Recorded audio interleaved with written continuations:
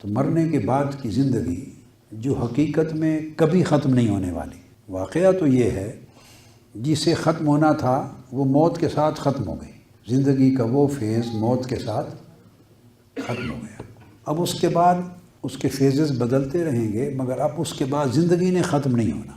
قبر کی زندگی رہے گی، برزخ کی زندگی، پھر روز قیامت کی زندگی، پھر روز قیامت کے بعد خلود کی زندگی، جنت ہے یا جہنم ہے معاذ اللہ۔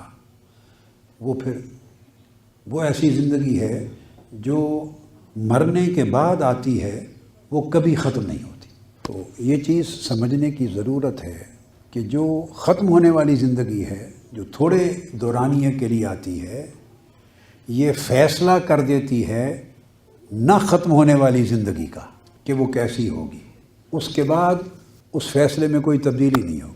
جو اس زندگی میں کمایا وہی کام آئے گا، اور جو گنوایا اسی کا نقصان ہوگا۔ اس زندگی میں انسان جو کماتا ہے یا گنواتا ہے، اسی کی جزا اور سزا بھگتتا ہے۔ اس لیے ضروری ہے کہ ہم اس زندگی کو سنواریں، اور اس زندگی کو سنوارنے کے لیے ایک ہی راستہ ہے کہ ہم اپنے رویوں کو سنواریں۔ کیا کہا میں نے؟ اپنے رویوں کو سنواریں۔